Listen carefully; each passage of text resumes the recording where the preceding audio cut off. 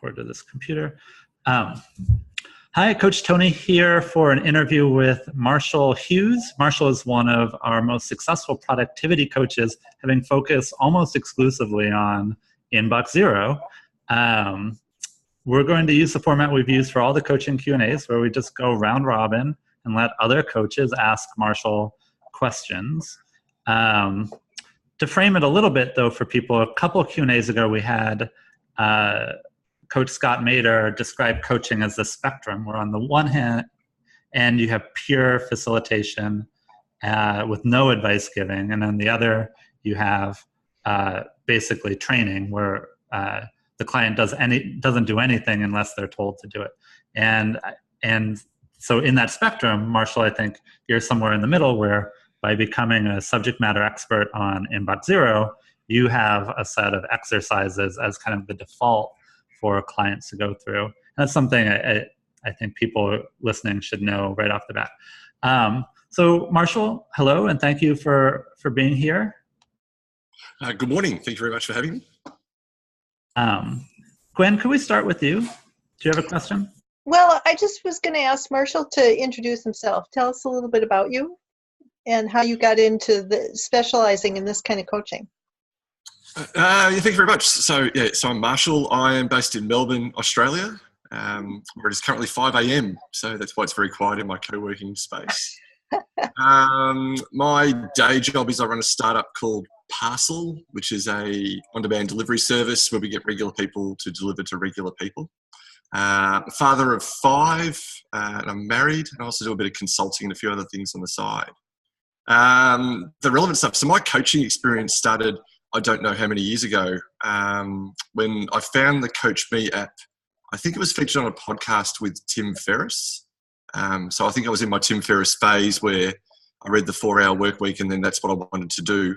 And so I think Tim must have mentioned it, or perhaps was even doing some lead gen or something at the time, or some evangelizing. I thought that seems like a good idea because I really suck at doing anything regularly. So I got into Coach Me and started doing the 4-Hour Body, which is that sort of low carb thing. And then Coach Me, I think, then developed, didn't have coaching, but had the chat where you could talk to other people who were doing the habit, sort of use them as accountability buddies. And I remember that I started asking questions because people would ask what I thought were really sort of obvious questions, like, can you eat rice on a no-carb diet and that sort of thing? And I sort of started responding to that. And then I got an email probably from Tony or someone else saying, do you want to do a little bit of coaching to help people on? I thought I'll give that a shot. And I just found that just that relationship, that one-on-one relationship, I picked up a couple of clients and they were massively successful. And I didn't think I was doing anything that I hadn't previously done as a parent or a manager. And if anyone's got kids, you'll know that a lot of parenting, especially the teenagers, is just coaching because you can't actually make teenagers do anything. So it's more about guiding and responding and whatever else. So I went along with the 4-Hour Body, and then I got another email from Coach Me, and there's a bit of pattern developing, saying, do you want to do something that's more sort of tangible and perhaps corporate? And so I said, what do you think? And I remember getting a list of things. I saw this thing called Inbox Zero, which I wasn't really aware of as a concept at the time. And I didn't realise that other people had problems with email, which is something that I didn't have a problem with. So to cut a long story short, I sort of started coaching a little bit of Inbox Zero, developed a plan, which I think is still kicking around. The plan essentially is, I'll probably come to it maybe a little bit later about how I coach. Basically came to a plan and then started helping people, and just got the people were really, I didn't realise that I was helping people with something that was causing a massive amount of anxiety. And I started getting these responses from people saying, oh God, I had 30,000 emails and this is the best thing ever. So I think that was, I don't know, Tony might be able to correct me. I don't know how long I've been coaching for. Is it 2, 3, 4 years? We started opening up coaching at the end of 2015. Okay. So it's probably the best part of 3 years. So yeah. Great. Kirby, do you have a question to start off with? Yeah, so I guess if you could just explain your approach to Inbox Zero and what you do on a daily basis, kind of help us, understand your approach to that. Yeah, so my approach to Inbox Zero, so Inbox Zero is more about a philosophy than a technology. That's the first thing I talk about. Is I try and get people, and myself personally, I try and use as little AI or apps and whatever else is possible. I think people become too reliant on the technology, which then essentially it's almost like a facilitator to do too much in email. And I think it's a common thread with productivity people is to try and do as little as possible, which is essentially what the goal is. So the first goal is there's a whole bunch of different things, like don't subscribe to newsletters. If you subscribe to newsletters, accidentally unsubscribe to newsletters. Don't be constantly itching your phone, which is a big thing. I did go through a phase where I took email off my phone, but if anyone has ever run a startup, you'll know that sort of freedom to be completely free doesn't really apply if you're trying to be successful. So I've gone back from that. It's more about essentially not spending a lot of time fidgeting with the email. In its purest form, it's check email at X time a day, and it might be 3 or 4 times a day. Deal with it straight away. I'm a bit more flexible than I used to be with people. I'm a bit more gentle with my coaching clients, where I allow them to have a couple of folders that might be a do next week or a do later folder. But it's more about just stopping. It's a bit of getting things done, I think, is probably more where it comes from, which is just touch once, deal with once, and then move on. Quick replies, and that sort of business. It's not rocket science. Most of the coaching really comes down to people. It's more about changing people's mindset towards email. And one of the things I say to people is that email is almost a to-do list that you've given everyone else on the planet permission to add to for you. And so what stage of the day do you decide that everyone else's priorities are higher than yours? And once sort of people get over that hurdle, we can sort of take it from there and put in some steps that allow them to do things better. Joel, how about you? Do you have a question?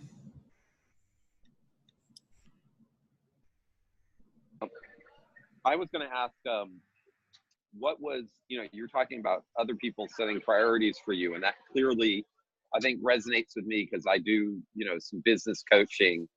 The issue becomes, it ties into that if you're going to pull off that, they have to have some sort of ability to track their own priorities. When you pull that out from under them, how are they then going to not become bankrupt on their own tasks and priorities? So priority is a good question. So what I've found is, oftentimes when people start with Inbox Zero, I sort of do a 21-day plan. And once we get through the 21-day plan, which sort of takes, depending on the person, anywhere from 2 weeks to 6 weeks to get through, it's quite frequent that clients then stay on, and then we start talking about task management, prioritization, and everything after that.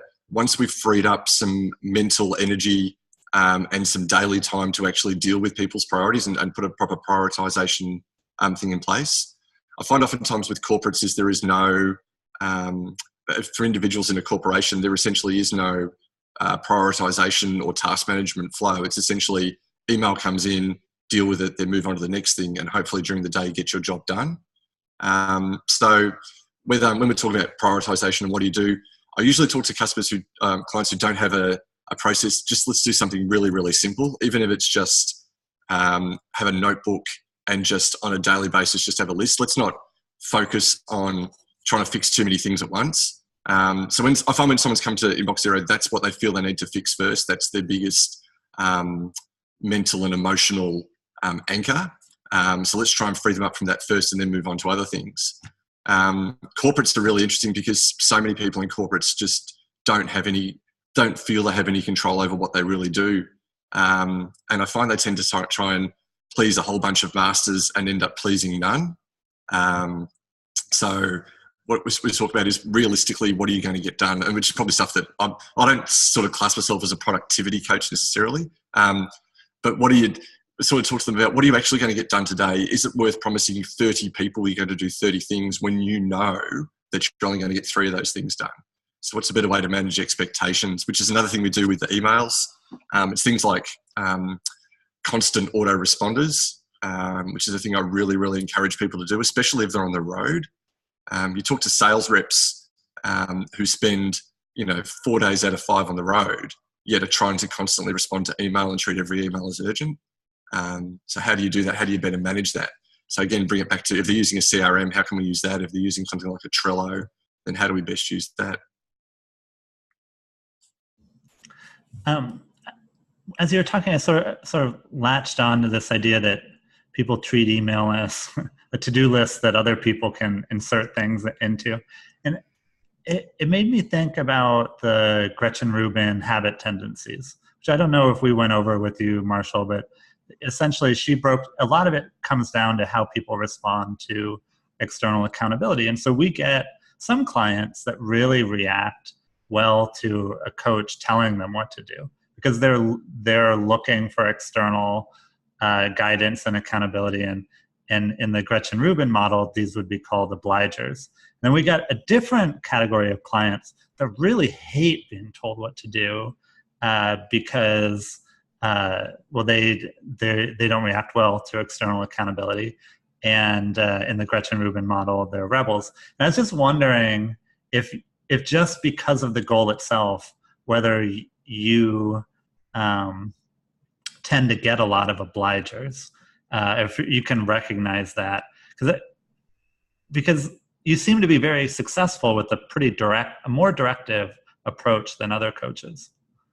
Yeah, so I think I do. One of the first things I do, sort of in the what I really like about Coach Me is sort of I think it's quite an intimate platform. I think people either who are using it, I don't use it on my phone when I'm coaching. I only coach on a laptop. I think people feel you're in someone's pocket and you're sort of sending them messages on a daily basis. So in the initial few days of Q&A, one of the things I do is I say, we've got a couple of options. I said, one is we can go freeform and we can talk about what your biggest problems are and we can make suggestions and we can tweet. Or I offer them essentially a guidance through the 21-day plan. And one of the things I stress to them is it's not, you have to do everything, every step, every day. It's like, here's the step one, let's talk about it, let's work with it, and then take it from there. And I reckon 80% of people take the plan. And absolutely the people who are most successful are the ones that go through it. So I think you're right. I think they're mostly obligers. I can't remember. I think I'm an upholder from the Gretchen Rubin model, which I think is the one that's uncoachable. I can't really remember that one. But what I find is the ones who are successful just, and we don't, the 21 plan, it's, you can get the book off Amazon for $2 or something if you just want to read the book and have a look at it. But the people who work through the steps of the 21-day plan, we go back and forward. Sometimes we skip around because we'll go through a few steps and they go, oh, this is really, I know that we're working on this, but have you got a solution for this problem? And I go, yeah, that's like day 18. Let's rock it now. Let's do it. People really seem to resonate with that. I also find when people are sort of signing up to be coach clients, when there's some sort of end point, I think they like that. And towards the end of it, we start, there's a few things where we start talking about, well, what's next? I've spoken to people who've basically been spending 2 to 3 hours a day on email and sort of come towards, once they've started freeing that up, they go, well, what do I do with this extra energy that I've got now that I'm not checking emails at 6 a.m., 7 a.m., 8 a.m., and then at 10 p.m. before I go to bed? What do I do with the extra energy? That's where it gets a lot of fun. And sometimes I think those people change from being sort of obliger type people to more, not necessarily rebels, but more people going, oh, what do I do now? What's the freedom? It's good fun when they do that. Great. Gwen, how about you? Well, since part of the purpose of this call is to identify our own clients that might be able to use your services, what's your favorite kind of client, and how could we identify somebody who would be a good match for you? So my favorite clients, that's interesting. I've had a couple of clients that have been with me probably for the best part of over 2 years. But we've moved way past inbox zero. That's gone into whole. It's almost like I'm just. I joke with one of them that I'm almost like an AI bot. They actually don't know whether I'm real or not. I'm just someone who asks really good questions. What's my ideal client? Who are we most successful with? People who work. I know this probably sounds a little thing, but people in companies, either running them or working in them. I think people who don't work don't tend to really have an email problem, and once they realise they don't really have a problem, they sort of drop off really quickly. There's not a lot of long tail stuff on that. But managers, in particular managers, people who have geographically spread workforces or are part of larger companies. So, you know, I've got a client at the moment who's in Switzerland, but he's got people he works with who are all over the world. So essentially email is his main method of communication. So people who are sort of reliant on it and are working on it all the time. Coming back to Tony's point, people who don't like to be told what to do probably don't work as well if they're really, really rejecting of it. If they just don't like any suggestions whatsoever, or if they're too argumentative. Maybe that just goes for any coaching client. I don't know, actually. That might be just a general sort of thing. I had a client once who was a lawyer in LA, and I made a couple of suggestions just because he kept saying that he had a couple of problems. I said, well, what have you worked on? As you do, coaching's like 99% asking questions, right? So I've got this problem, I've got this problem, I've got this problem. I said, well, what have you tried on each of these problems? And he said, I've tried blah, blah, blah, blah, blah, blah, blah, blah, and none of it's worked. Oh, so you tried such and such. Have you tried tweaking that to whatever else? And like the response was, well, don't you think I would have already tried that? So that wouldn't work very well. Yeah, so it's probably the people who are, it's quite a good question. I'm trying to think like if there's a genuine pattern across them. It's not gender specific. It's not cultural specific, but obviously I'm English speaking, so the only people I have are English people. Australians don't seem to be very coachable. Is that, I don't know, is that like a thing? Or is that just because I'm an Australian and people are just too used to me? Americans, Europeans, there's no real pattern on that. So yeah, that might be something I might give a little bit thought to. Might come back to. Might try and pick out a pattern. I don't know. Have you got any like metadata, Tony, on like my coaching clients? Is there stuff that you've analysed? No, I have it across the whole company, but not I can't get it for any individual coach. Yeah, it's fair enough. That's probably good for a privacy point of view anyway. But yeah, right. Interesting. Wonderful. Kirby, back to you. Do you have a follow-up question? Yeah, I'll just change the topics a little bit. I'm going to have to go here in a minute. I got to get on a plane and get out of South Carolina before this hurricane hits.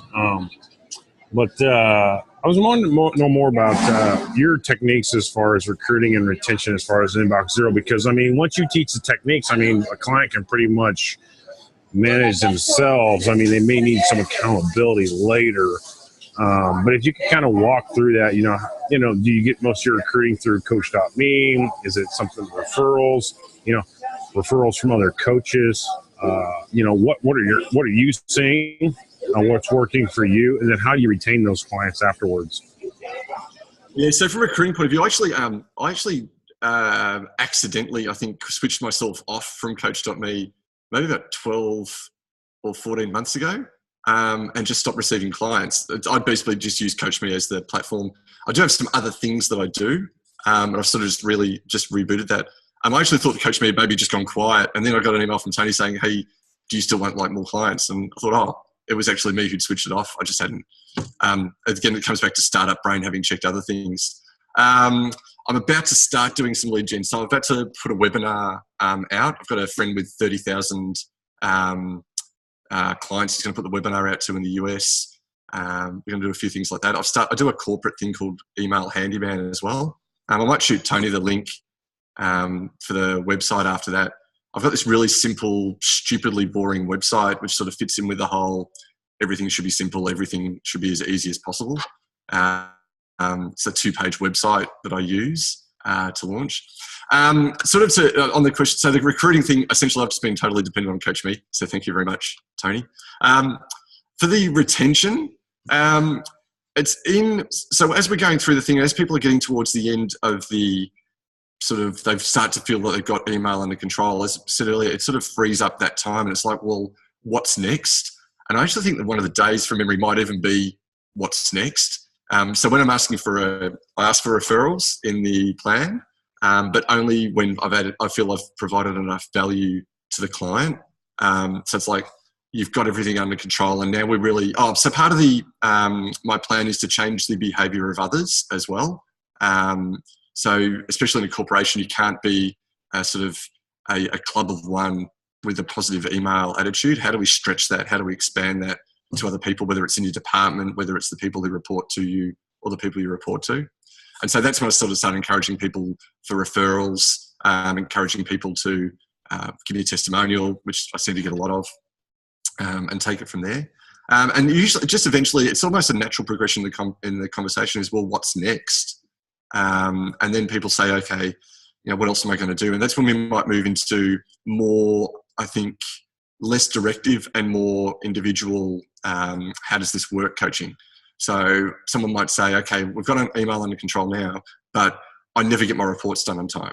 Or I've got an email and I really want to start a side gig. So how do we go about doing that? And that's when I go from being sort of a directive coach to more an accountability coach. And that's, if you look at the clients I've had you can't. Some of the clients I've had for a long, long time, it's all accountability coaching. One of my clients has gone from being a corporate drone at Unilever, and now he's out on his own doing consulting for breweries in the Netherlands. And what I've done along the way is basically just, what are your goals? What do you want to work on? And then just it's basic, just accountability stuff, which is good. It's really rewarding. That's sort of long-term. When people sort of go from one thing and then change into something else, it's a really rewarding program. And I reckon there's a couple of clients in there that have been with me for a couple of years. You do have one client from 2015, which is kind of amazing. Yeah, that's pretty cool. And in fact, another one, I have another long-term client who's just essentially just turned into a mate. And basically we got to the stage where he was almost coaching me in some areas. So we jumped off the platform, but we don't charge each other. So there's no the thing, but we just basically have like fortnightly accountability calls now. And I get as much value and friendship from him, which I think I do from a lot of my clients. Coaching is almost, it's been really rewarding for me. And I think I try and give as much as I can back, because the stuff you get out of clients is amazing sometimes. Right. Have you heard about this thing, or have you tried this thing, or hey, I tried what you suggested, but it really didn't work, but I tried this and it really worked a lot. So I can go and change the program, whatever, and work from there.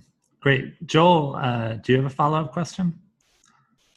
Well, I think you covered a fair bit. I was going to ask you about the wider corporate organization or others. I mean, change your behavior is one thing, but I mean, it's outbound behaviors, both of your coachee, but also of those around them, somewhat needed to change in my mind. It's like, when I was at Sony Electronics, it was a big thing to say, look, don't CC, BCC the entire world. This is not, email's not a CYA, get out of jail free. Oh, I copied you on that.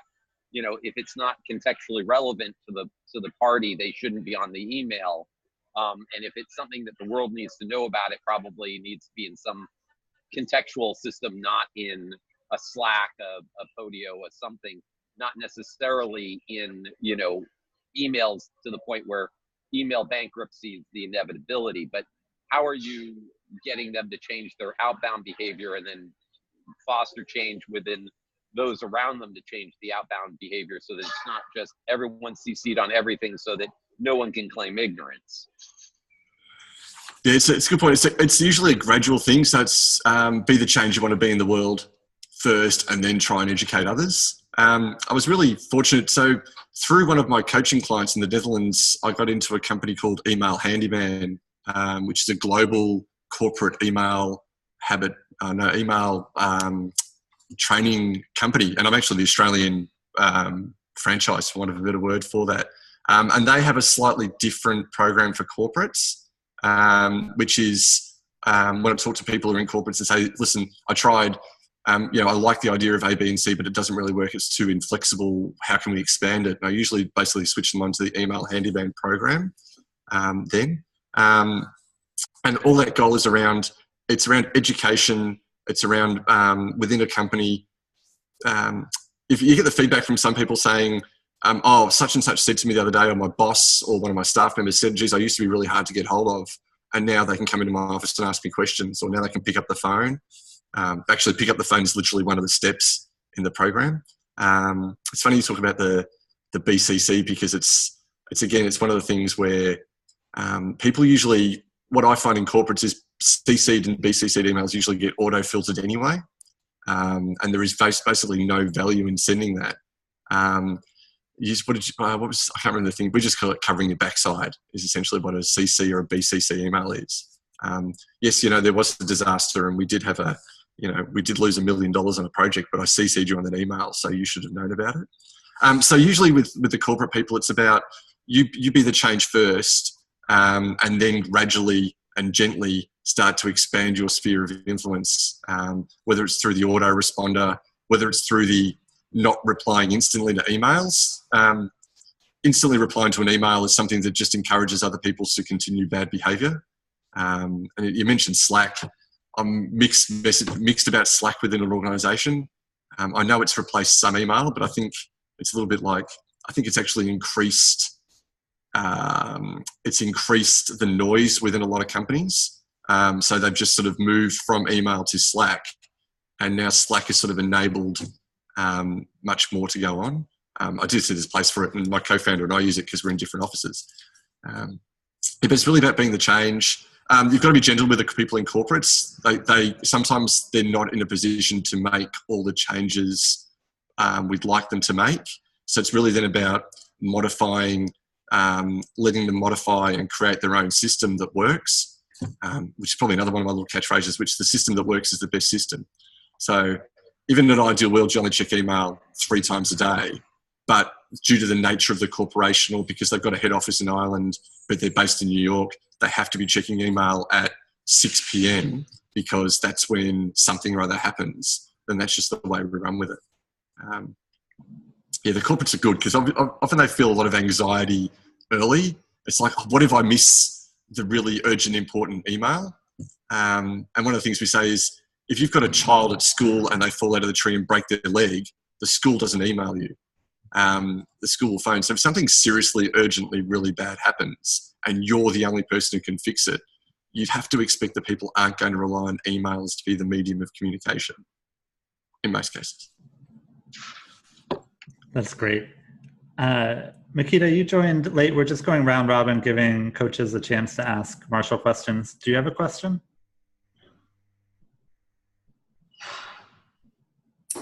Yes. Hi, welcome there. Hello, everybody. Calling in from New York.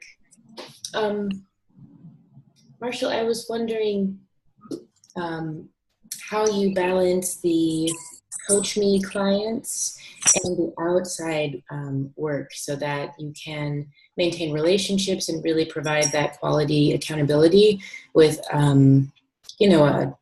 a handful or, whatever your capacity is, a set of clients, and then building the other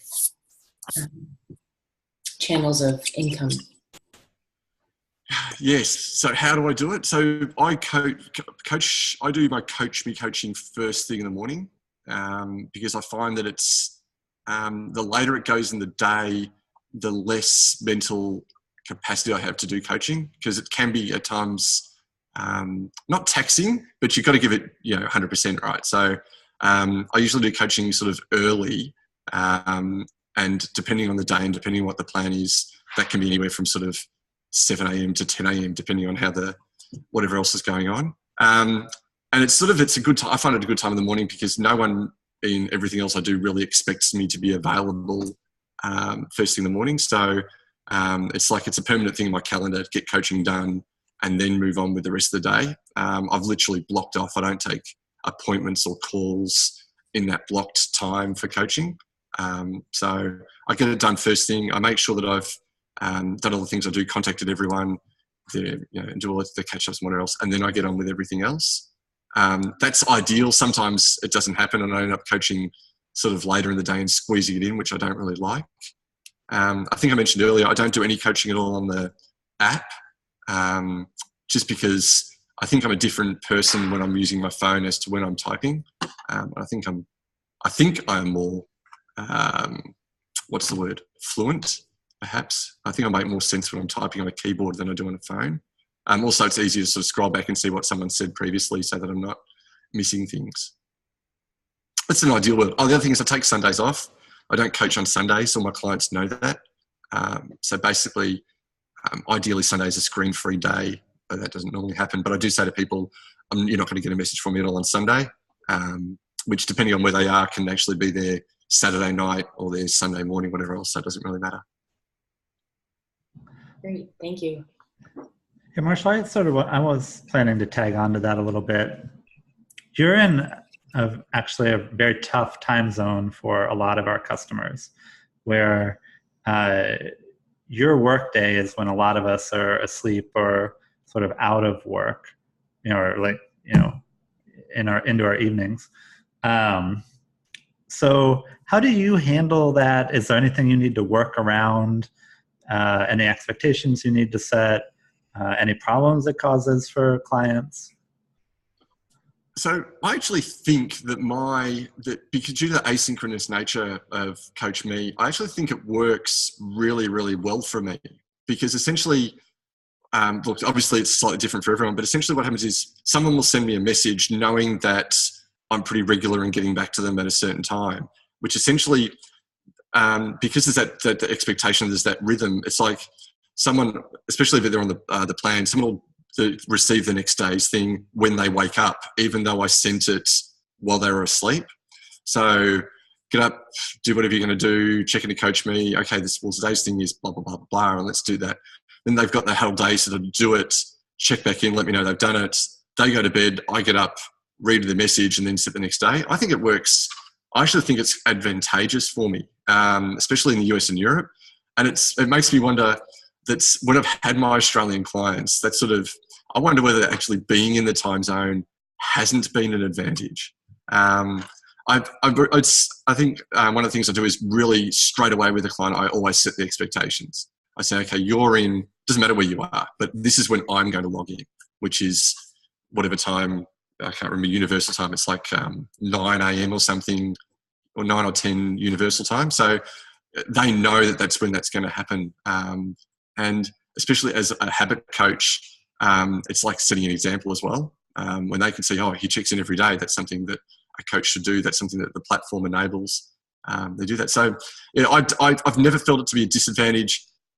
I guess with the slight exception of from time to time when I pick up a call person, that's when we have the whole, one of us is going to be out of the ideal time. And it's like, I prefer to talk to clients first thing in their morning, because that's when they're pepped up and they're energetic and whatever else. And then sometimes that might mean getting up at 4 a.m. or I'm not really a night owl. I struggle after midnight. So I usually try not to, I don't think I give any value really late at night, but definitely in the chat, which is 99% of the clients, I've never felt it to be a disadvantage with anyone. I was setting her up. It's not actually a disadvantage. All of our numbers on client success and happiness are that structure and expectation setting is way more important than being constantly available. I mean, you might think being constantly available would be a positive, but it feels like it tends to be more of a cop-out when a coach says, well, I don't have a structure, so I'm just going to be available all the time. And somehow that sloppy, it just like, I don't know, maybe it's perceived as sloppiness or a lack of, it's a lack of having a plan. I think the clients really like that you have a plan. And also, you give, by only being available at certain times, you give the client space to do the work themselves, which is the whole point. They're not getting any value unless they do a lot of that work. Yeah, it's you've got to encourage people to prioritize what's important and perhaps what's urgent, which sometimes are the same thing. And whilst this is an important thing in their overall how they're going to structure their lives, it shouldn't be something where they're encouraged to, jump in every second. And it's really within Box Zero. It's not like, it's not a life or death thing. It's not something where I have to be available for them straight away. Otherwise, something really terrible will happen. Yeah. Gwen, we're entering round 3. Do you have a third question for Marshall? You're muted still. Sorry. All right, there you are. No. Yeah, I don't have another question, but Makita had a follow-up question to the question about time zones or being online together. If you know they're online, if they know you are online, do they start back and forth conversations? So do you ever get caught up in that? I don't get caught up. What happens, I think, is that someone receives the message and then they go, oh, it's like it's a prompter because there must be an alert or something comes up on their phone. So there's a prompter like, oh, I forgot to check in, or I forgot to let you know what you're doing. So I sort of the way I structure my daily is I respond. You can sort and the thing. So I respond to the people who have responded and do those ones first, and then go and see what are the people who haven't responded, what's going on there, whether they're disengaged or whether they're just were out of whack or they're on holiday, whatever it is. And sometimes as I'm sort of going through those ones, that when the screen refreshes, someone else will have responded. So I can't remember the last time I sort of got into a two-way. Oh, there was one client. So there was one client who I picked up ages ago who wasn't actually inbox zero. She just had some things going on. And there were a couple of times when I got into a couple of chats with her because there were a lot of excuses. And so I felt it was a really worthwhile investment just to hit these, because sometimes excuses, and I'm not telling you guys anything you don't know, sometimes excuses, there's a little seed of an excuse, and then if you let that excuse give it a little bit of time, it sort of balloons into this massive thing that becomes a roadblock. And the people sometimes know they're nonsense excuses. So sometimes I've done a little bit of batting back and forward just to swat that one out of the park straight away. But it's pretty rare. Also because I think when you're respectful of other people's times by setting the expectations, by saying that I'm not going to be spamming you the whole time, et cetera, et cetera, et cetera, I think that encourages them also to be respectful back. They understand that there's other things going on. Part of the attraction to clients I find of me is because there is a bucket load of other stuff going on. So when people say, what do you do? And I give them all the things I do, they go, well, how do you fit all that in? I go, well, I'm glad you asked. And then we can take a conversation from there. So I would never not chat with someone, and I would never not respond if I'm online. But I generally just don't check the website sort of outside those hours. Next morning when I wake up and I check in, I'll start talking to them then. Great, thank you.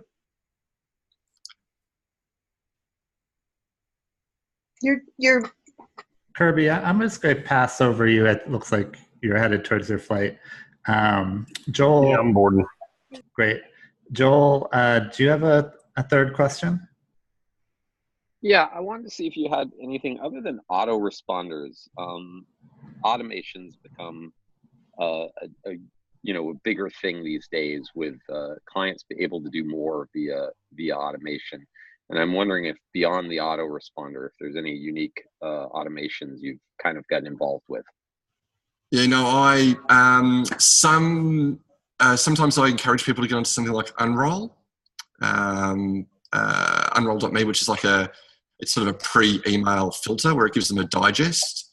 I find a lot of people, for example, in financial services and real estate, just almost have to be tapped into frequent news sources. So they can't unsubscribe from a whole bunch of newsletters. So use something like Unroll, which is you can essentially bundle a whole bunch of emails up into a digest, and then receive a once daily update that says, here's a whole bunch of emails that you actually might be interested in reading. They can go through that really quickly. I'm actually really against tech solutions. There's a couple of reasons. Is that if you're working in a company and you build your productivity and your email habit around Outlook, and put automation and a whole bunch of tools in Outlook, and then you move to another company that's using Gmail, then it's like you have to go and rebuild that tech solution, and sometimes they don't cross over. So I try and make the habits more around, what are you doing? What are some really, really basic steps that you can put in place? I try and gut automation. If people are using Gmail, I try and get them off Inbox, which is that sort of pre-sorting Gmail deciding what it is. To me, the problem with AI type services, they don't have any empathy. So you can look at an algorithm and say, based on an algorithm and based on whatever else I think as a software engineer, this is how it should work.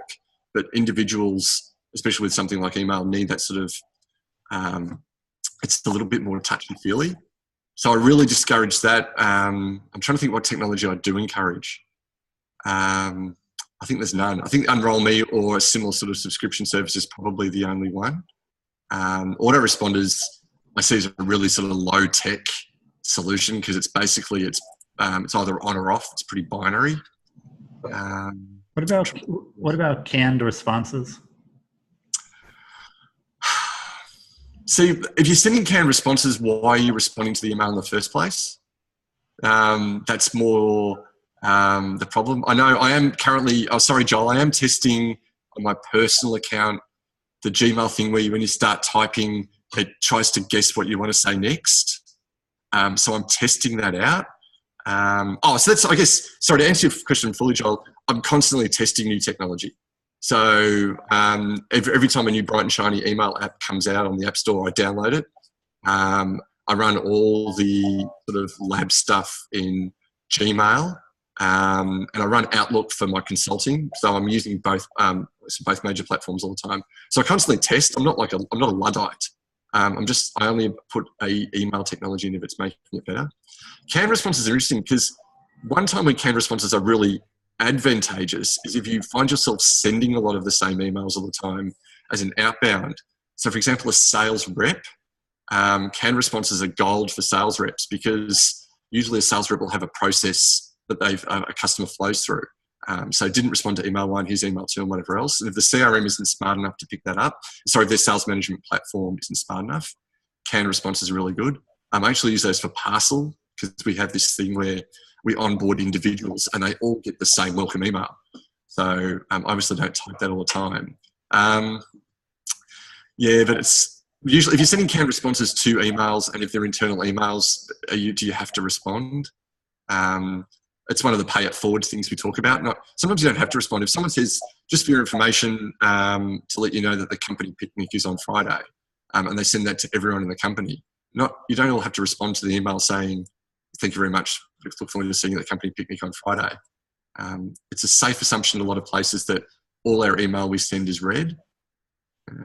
In the chat, Kirby was asking for a little bit more follow-up on the problems with Gmail inbox pre-sorting. So I think why is it that a behavioral approach to a unfiltered inbox is better than a Gmail's artificial intelligence approach? Yeah, there's a garbage truck outside. There's a part of the problem with email is we get an email account at some stage of our life, whether it's when we start high school, when we start college, or when we start a job. We're never actually taught to use it, but we're given an email address. It's one of the first things that happen when you join a company is, here's your email address. Now you've got email. And that's great, but you're never really taught how to use it, but you're taught it's something extremely important. And basically, there's this almost psychology that we don't have any control over email. We're given this important tool, and now this important tool is important, and we have to treat it as important, whatever else. And when people sort of give up that control by saying, okay, I'm going to let the AI handle it, or I'm going to let something else handle it, it doesn't bring it back to them saying, okay, that this is me that we're talking about here. We're not talking about the email and the company. And I find it's inbox, and it's got a whole bunch of different tabs for memory, promotions and whatever else. People are almost more likely to waste time on email because it's got all these different tools they can do. I can sign up for all these newsletters because they're all going to go into my promotions tab, and then I can check my promotions tab at some stage. And then when they go and check the promotions tab, there's 5,000 promotions there. A key fundamental of Inbox Zero is the less email you receive, the less you have to deal with. So let's try and not subscribe to every little thing. And it's like the sort of the cheeriest feedback I get from people is the day when we actually say, okay, now go back to whether it's the archive folder or wherever all your emails are stored, and just start unsubscribing from those emails. And people, like, the responses I get from people are like, I didn't realize I was subscribed to emails from a pair of trainers I bought 4 years ago from an online store, and I've been getting all these emails. So I haven't had any negative feedback to people dumping Inbox Zero. I haven't had any negative feedback for people sort of reducing the level of AI. So I think it works. Great. Makita, it's come back around to you. Do you have a question? I think it was somewhat answered. I was just wondering if you offer clients like an index of resources if they're non-responsive. So people are non-responsive. I have a whole bunch of different tools. So non-responsive is interesting. I think that's a challenge that most coaches face. And what I try and figure out is why I lost them. So I do a few things. One is all my customers get a couple of memes, three or four memes a week from me. I like to put some colour into their Coach Me feed. So rather than just being sort of blue and white text, there's little memes that I've created for them that I drop in. I do things like, for example, on Friday, I sent all my clients the link to the Rock of Ages stage production, because it's a really good Friday sort of hit list of songs and whatever else. So I'm just trying to think about the non-responsive. It's usually, if I've lost them, I've lost them. And it's usually just a way of trying to engage. And then it's, it might be a message on Monday to say, hey, how bad was your inbox today on Monday? Sometimes it's a matter of going back to the previous step. I reckon at any time, like half my clients are non-responsive for a period of time. It's just a matter of keeping that feed going and keeping that engagement going. And then, eventually you get an apology, right? It's like, oh, well, sorry, I've been really busy. I've been seeing your messages come through. One of the ironic things about me and Coach Me is that Coach Me emails me every time one of my clients responds, which I assume then means that they get an email as well, which is, I keep telling him, is really ironic.